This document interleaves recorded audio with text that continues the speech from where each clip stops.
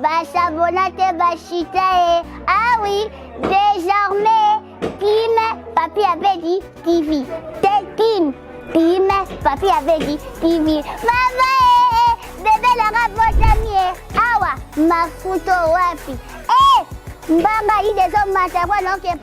Bien-aimés dans le Seigneur, shalom, que le Seigneur soit avec vous, que le Seigneur vous bénisse. Aujourd'hui, par la grâce de Dieu, nous allons partager un thème qui s'intitule la guerre des deux serpents. La guerre des deux serpents, le lot de Zobela, par la grâce de Dieu, la guerre des deux serpents par rapport. Il y a pandémie, où il frappé mon kilo par rapport, il y a épidémie, où il y a Covid-19, il y a coronavirus. Par la grâce de Dieu, nous allons partager ce thème.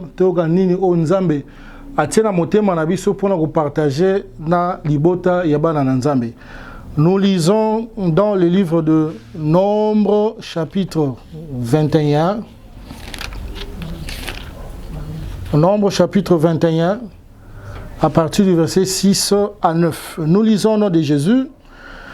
Alors l'Éternel envoya contre le peuple des serpents brûlants. Ils mordirent le peuple et il mourut beaucoup de gens en Israël. Le peuple vint à Moïse et dit, « Nous avons péché car nous avons parlé contre l'Éternel et contre toi. Prie l'Éternel afin qu'il éloigne de nous ces serpents. » Moïse pria pour le peuple.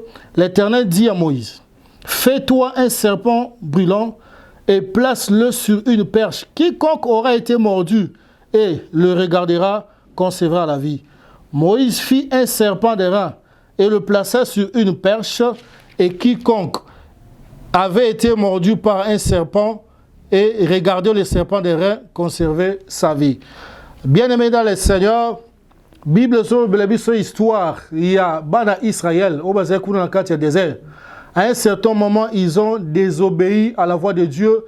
Ils ont désobéi à la parole de Dieu.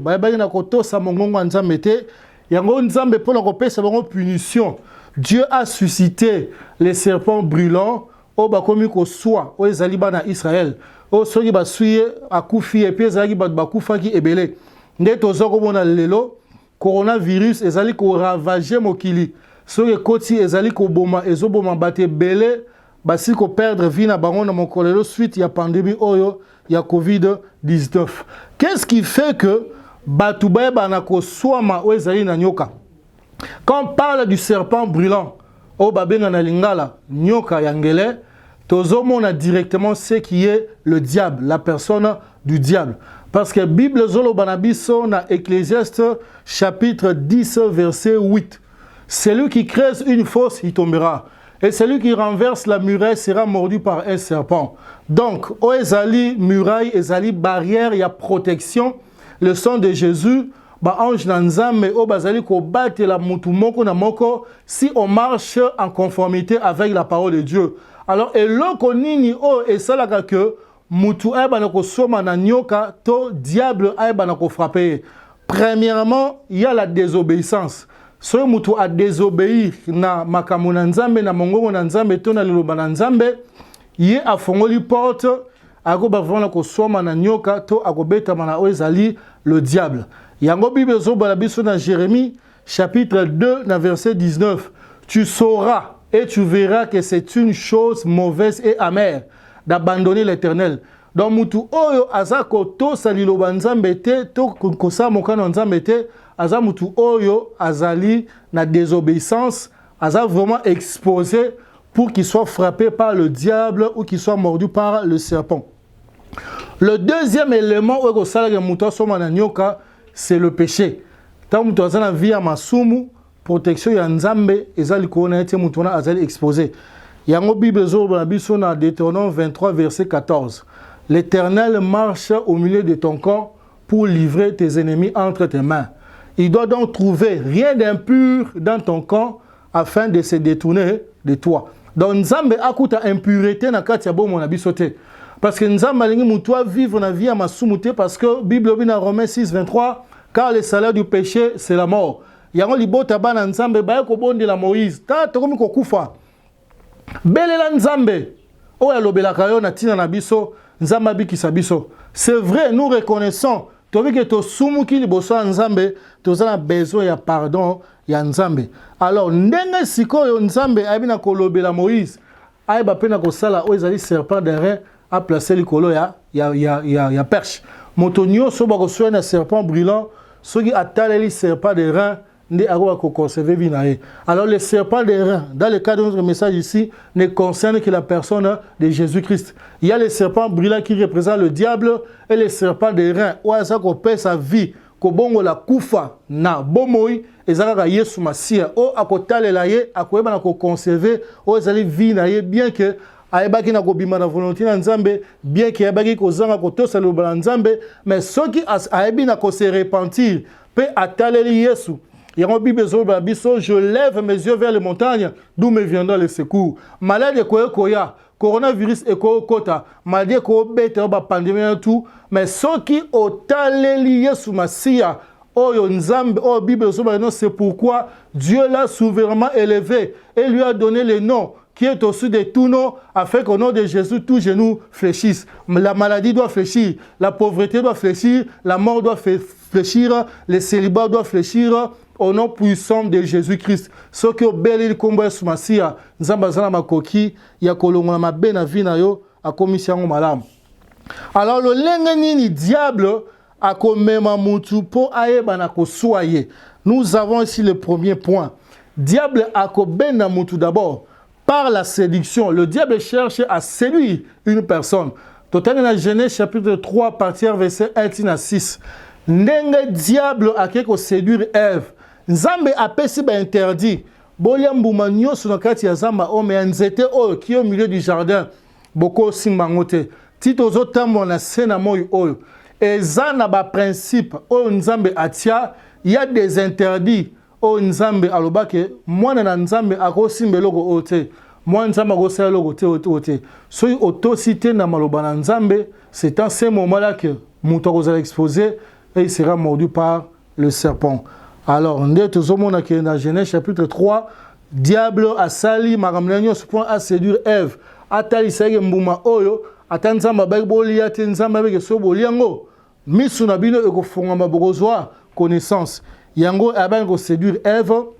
Ève peut da tourna ye, akena ko séduire weza mobane Adam, bangonyo so bakwei samaki, baki séduit par le diable et ils ont été mordus par le serpent. Mabe ekomela ki bango. La communion avec Dieu a été rompue.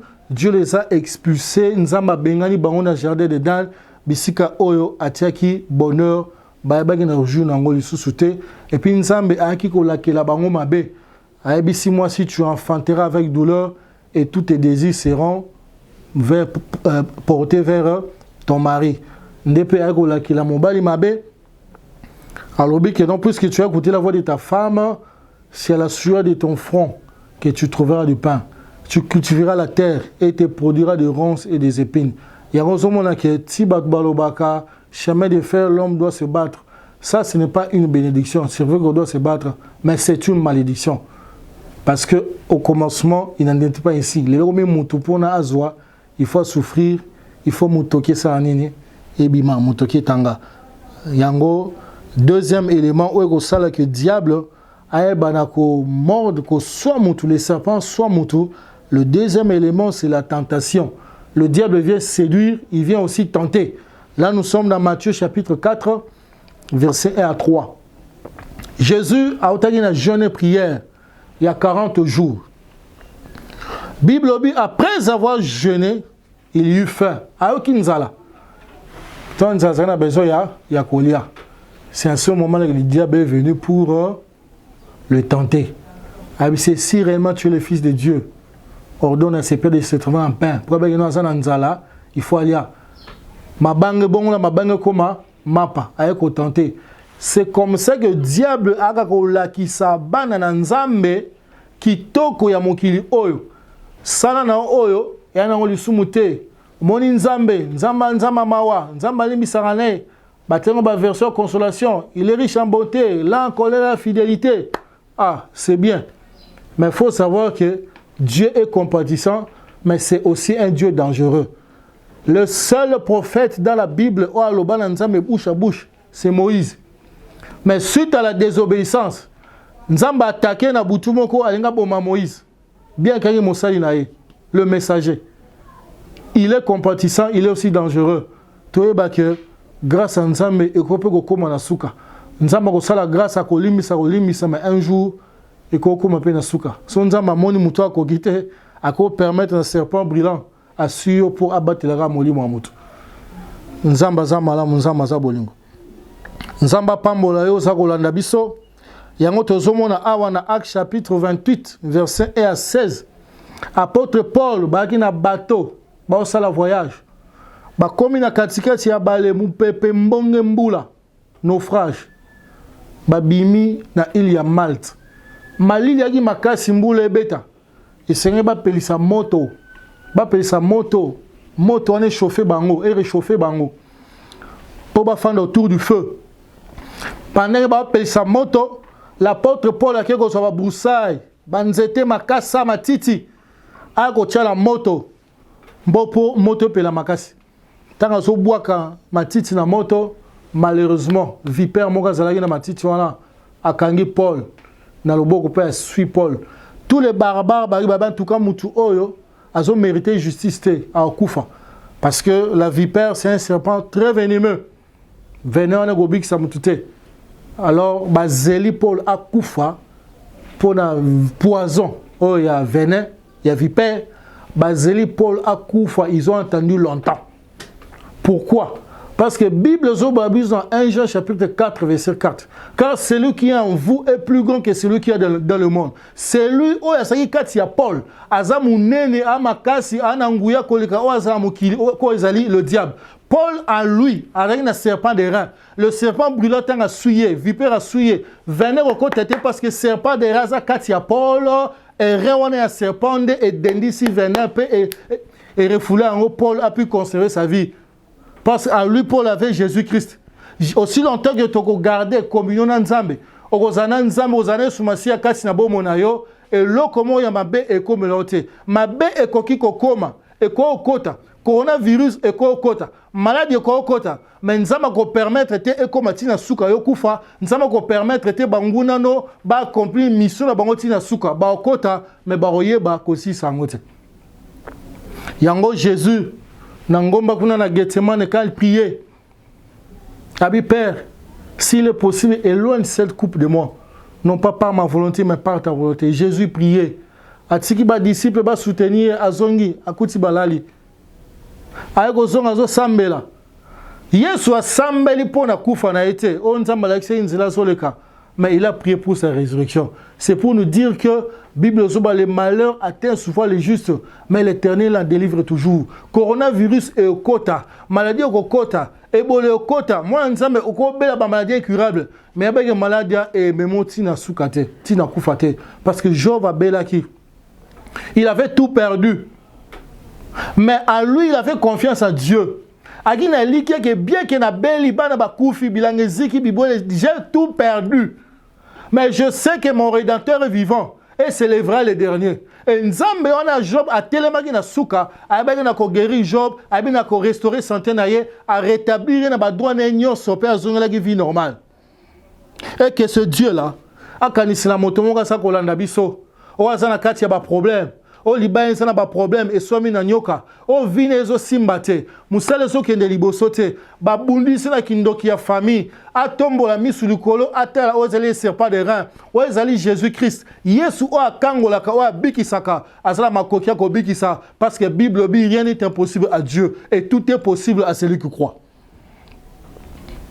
Alors ko sala que pona biso to ebana ko so victoire likolo ya diable. Nous sommes appelés à élever toujours les serpents des reins, à élever le nom de Jésus-Christ. Totombola kombo Yesu Masia pour na tobi kisama na ba pandémie o. Totombola kombo Jésus na mboka Congo pour tobi kisama na coronavirus. Totombola kombo Jésus-Christ na monde entier pour que pandémie o e ba remettre fin. Jésus na ba disciple na kati ya barque, abi passons de l'autre côté de la rive. C'était la vérité. Bible dit bien aimé, je souhaite que tu prospères à tous égards. C'est la vérité. et sois en bonne santé qu'on prospère l'état de l'honneur. C'est la vérité. Mais la réalité sur le terrain, osons vivre le contraire. Oh, ya oh nzambe abisayo. Tu vois, quand il y a souffrance, on a quand il y a maladie kili, blocage, marambe belé. Oh, vivre le contraire, il y a promesse on nzambe apesayo. Jésus n'a disciple na kati ya barque, ba comme na kati ya balé. Mbonge mon pépé et lui dormait. Ba disciple en tout cas maître nous allons mourir. Mbonge ba kokate. Tanga tellement pesi ordre la maille. Ma yo kai mon pépé yo ki mbonge sila ki situation sont normale. C'est pour te dire que la vérité est contraire. Na réalité aux vivre dans terrain. Donc la réalité c'est le contraire de la vérité. Alors la vie ne sera pas facile, ne sera pas un cadeau pour les enfants de Dieu, parce que l'apôtre Paul dit, il n'y a pas de favoritisme pour ceux qui sont en Jésus-Christ. Soza mwana nzambe koute na ba problème, obela ba kombezo ya, kolobate nzambe atikio. Nzambe atikio te parce que nzambe a juré na liloba na ye, abi je t'abandonnerai point, je te délaisserai point. Ata na kati ya souffrance, ata na kati ya coronavirus oyo, nzambe ayebi yo ozola nanga. Peut-être oza ndeko moko azobela, yebise ke nzambe ayebi ye. Nzambe o abengi maladie na kombo ya guérison, abengi liwa na kombo ya résurrection pe ya bomoi. Azala makoki ya kobongola, o ezali kufa na bomoi, ya koyeba na kobikisa maladie. Même o minganga balembi nzambe azala makoki ya koyeba na kosisa ngo parce qu'il est Jéhovah Rapha, c'est lui qui guérit toutes sortes de maladies et d'infirmités. Yango Bible zo na biso dans Jean chapitre 3 verset 14 à 15. Lolenge moko Moïse a tombolaki serpent dans le désert.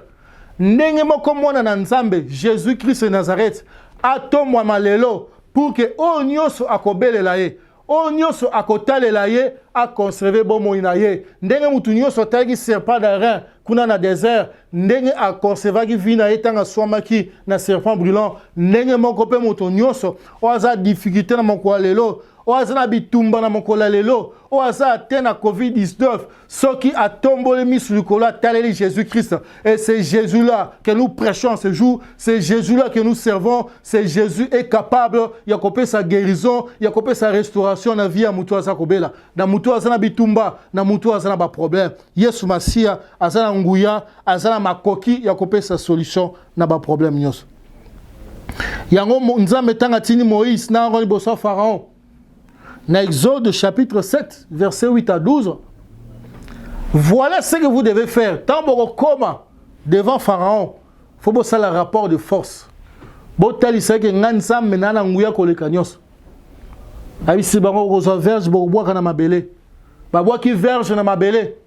Verge komi nyoka. Ah, Pharaon c'est que bi mais oza numéro muké. J'ai déjà chanteur ici, j'ai des sages ici, j'ai des magiciens. Basara numéro 1 ba zupe banyoka ba verge na bango babwaki na se ya bango se banyoka ebele. Mais différence moko ezali awa pour Nzambe alaxé, il est le tout puissant et un nguya moko te diabolique satanique démoniaque ou koki ko résister devant la toute puissance de Dieu ou devant le nom puissant de Jésus-Christ de Nazareth. Et un nguya moko te et ça na komba moko te epé sameli bato na pe ko bika ko za délivrance. Voilà ce qui s'est passé. Nous avons la confusion. Le serpent, il y a Moïse, et bien sur Pharaon. C'est pour te dire, malade de Koroye est belé. Le problème est belé. Il y a Nzambe, Ananguya, en une seconde seulement, il y a exterminé Ango. Et Bible, dans Luc 21, verset 28. Quand vous verrez ces choses arriver, levez-vous et redressez vos têtes. Car votre délivrance est proche. Nazolo ya mutumwa zola nangai partout dans le monde. Bisika ozali, tant moni coronavirus eye, telema tombola mutu yeba ke délivrance na yo eza pembeni. Au nom de Jésus, na proclamé après coronavirus oyo, nzamba tombola ba faire o elalaki, o ezaki bloqué, nzambe aeba na ko multiplier ngo, nzamba tombola, nzambe apambola. Tokangimi subisika tozali, to sambela nzambe. Seigneur Dieu na bondeli au nom de Jésus pour un message oyo. Nzambe tika l'éternel Père makila na sumasia et qui n'a qu'on neutraliser puissance nyoso maléfique maloba nyoso malédiction o lobo malikola ndekwasa kolandanga o esa ko bebisa libala na ye ko bebisa o ezali musala na ye ko bebisa santé na ye makila na Jésus est neutralisé yango Papa na singi la toute puissance de Dieu et que ne ko briser ba hôtel nyoso ba érigé contre banana yo. Pour nous comme un blocage, ba condamnation, ba réclamation, les lois établies na brisant au nom de Jésus. Seigneur, tu as dit à tes disciples, je vous donne la paix, je vous laisse la paix. La paix que le monde ne peut vous donner. Nzambe na sengi ete ya nzambe ope sa kimia na mabota nyoso bazolanda biso na kombo na Jésus Christ. Amen. Nzamba pambola biso, c'est votre humble serviteur, le pasteur Alfred Metanoya, oazali conducteur ya ministère Famille Mandragore. Numéro nabiso contact zali plus 243 99 961 39 30. Plus 243 99 961 39 30. Yango na lancé appel na bandeko nyonso ba na nzambe ya motema malamu parce que na ministère Famille Mandragore to sunga kepe ba orphelin na ba orphelinat na avec un petit récolia colate quelque chose comme ça. Oh ya simbami to lancer appel benga biso eloko ezali elamba mbongo tinda to kosomera biloko lia biloko nyonso to kokende kotikela bango bokomona pe ba image pe nzambe akoyeba na kopambola na pesi mbote na molongo ni nanga mama bibish bokango beya na pesi mbote na Famille Mandragore nyonso na pesi mbote na papi abedi na nzela wapi bomoni biso na bilili na awa na pesi mbote na frère Nosso na pesi mbote na papa na ngai le pasteur Roger Nditis l'homme de Konsomutu Kakinwanina nzambe apambola mabote na biso nyonso na kombo na Jésus Christ. Amen. Ah oui, nasi na s'abonner. Ah boko za ba journaliste ya kitoko, ba émission, ba gag, ba série. Oh, ça la posa. Oye ko la posa to tanga piete. Ba journaliste ah. No, ba article là ya wa pas. Chano, so s'abonner te. Oh lo kama na ndenga mabe. Ba s'abonner quand on sait jamais. Papi Abedi TV. Bisous.